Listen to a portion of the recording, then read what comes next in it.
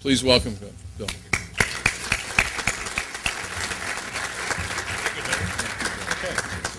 It's our pleasure here to join you this evening to kind of go through our case study. We've had some very exciting times over the, I guess you'd say, the past several decades, but more importantly, over the last couple of years, where we've gone through a lean transformation at Penn Reel. And hopefully I'll be able to give you some information here that might be helpful to you. And along with that journey, I also like to compliment the DVRC group because they were our partners in this whole transition. Obviously very talented and skilled with assisting us with the specifics on things to do and how to accomplish those goals. And quite frankly, couldn't have done it without you folks there. Appreciate it very much. A little bit of profile of Penn Reel for any of the Fisher people that are in the audience there. Otto Henze, German family engineer, established Penn Fishing right around 1932, right after the Great Depression, if you recall, and developed the first really stout saltwater fishing reel. If you see in that picture there, that's our common Senator reel that you've probably seen on many applications. Maybe you've been on head boats before and used them, but they also use the reel, our Senator reel in the Jaws movie too, that pulled Jaws in. So every time I see that, I kind of remember that. But back in the day, I guess after we came out of the recession, our reels sold between $6 and $10 a piece, and it created a market for that person, that the middle class person, to actually want to fish, and just boomed into just a great brand, over 80 years ago. Basically, I guess from a standpoint of saltwater fishing, our company profile was the leader throughout those many years. Used by millions of anglers. We have over 220 now different products with rods and reels. Our parent company, Pure Fishing, who just acquired us about 5 years ago, is the largest fishing and tackle company in the world. Our associated brands are Abu Garcia, Shakespeare, Gulf Bait, if you recognize some of those names as well. So we're now part of a great organization, a lot of talent, and along with that, we are a subsidiary of the Jardin Corporation, which is a Fortune 500 company that also has brand names like Coleman Products and Mr. Coffee. So we're quite an elite group right now, from just growing from an independent ownership up till maybe about 5 years ago, where we joined just a great corporate organization. And if you can see by that picture there, that's a typical offshore catch. If you can kind of spot those gold reels in the holders. That's what we produce here right in Philadelphia. We produce that international series. They're mostly used for game fish. That's a nice catch there. And contrary to my coworkers' belief, I do not spend on my whole day fishing like that. So we are actually in the factory making reels, and it is quite I guess a legend and a responsibility to keep that particular brand alive, because we did have our struggles throughout the years as well. So our situation was, we've been operating for many, many years on that traditional manufacturing threshold. Managers made decisions, and the workers basically made the parts. That's the way it worked for about 70 years. We had huge lot sizes made of reels, because basically Penn was able to develop reels and kind of make the market for themselves. So there was no actual competition. If Penn made a reel, everybody bought it and fished it. We were, quite honestly, the typical sleepy U.S. manufacturer. At one point in time, we owned over 80% of that saltwater market with dedicated products, basically used by all consumers. About 10 years ago, the light went on. Japanese competitors emerged. I kind of don't have to say the names, I guess. But they focused on customer needs and preferences. So the customers wanted certain type of reels, and sure enough, from offshore, they developed those reels. Actually, same price points as ours, but basically our market dominance is quickly ate away very quickly.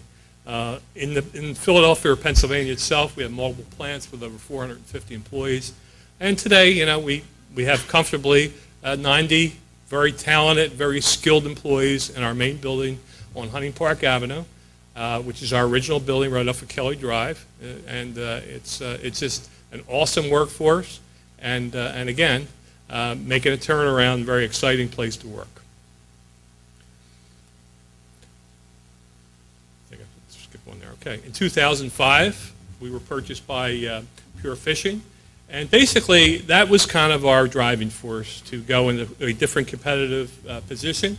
And basically, we came together and we adopted Lean probably very heavily about 2.5 years ago or so to this point. As you could probably tell with, I guess, a lot of the plant closings that we had and just kind of bringing back that workforce to what we call that A-team, our employees were hungry for change. So, you know, from a management standpoint and a structure standpoint, our job was kind of easy, but we had to make a good presentation and a good system to allow them to be successful. We obviously were very familiar with DVRC and all the training and certs. We developed a Lean steering team and a plan for implementation. Now, my coworkers here that make the Lean steering team up, myself, Ralph Konchak, Ralph, raise your hand there, our HR manager, David Shanks, who's our manufacturing and plant manager, and Chris, who's our Drexel co-op, actually, that we use as our manufacturing engineer. That's the four of us that live and breathe with the administration and direction of our team. And every Wednesday, we do our walkthroughs, and we have report outs by the group. We've been doing it now for 2.5 years, and I don't think we missed a week yet. So it's a really good process, and it works very well as far as giving that direction. So basically, we felt that we had to get that entire workforce trained in Lean 101. We needed to jumpstart it right away, and we needed some early successes to drive the results. So what's the solution? We took a pretty dramatic step about 2 summers ago, where we found that we had a lot of enough inventory to carry us through the season, and we actually shut the plant down for 2 whole weeks. Okay, we sent managers, supervisors, group leaders. That's our elite team of work leaders over to DVRC, and gotten basically level 1 certification for the group. And then this team came back with the remaining part of the workforce who was already being kind of trained in 5S and everything, and we went through the entire plant. And I can't tell you how much, when you do a red tag thing on how many dumpsters of things that we weren't using and cleaned out, and just blitzed the whole place for 2 solid weeks. And when the employees came back to actually work production, it was just a whole new plant. The place was painted. Everything's in different locations. We had some cell ideas that we started, and we grew from there. We were very fortunate to be able to do that, especially with parent company support and what we had in inventory. So our Lean efforts continue. That's kind of a shot of our assembly area where we used to have long assembly lines with lots of people in it. Now we use work cells. And basically everybody works in a cell circle. They rotate the work around. They move around where the work is. They have, basically what it's done is just created a very high velocity in the plant of reels. Our employees became to see and understand. They embraced it. There's just no doubt about it. We had excellent training. They had the knowledge. They knew how to do it. And it was like a light switch going on. That's one of our operators there in one of our new CNC cells. Traditionally what we would do on our CNC center where we machine all the plates for our reels, it was just basically one operator, one machine, stand there watching the machine work. Okay? Now Nancy there runs 6 machines. And not that she's, running around like crazy, but we have a tack time and a cycle time in that cell. Her day is very enjoyable. It's busy. And she's challenged now with 6 different operations as it goes through the cell. And basically we eliminated, all the lot size buildup and the movement of all those parts from CNC center to the other.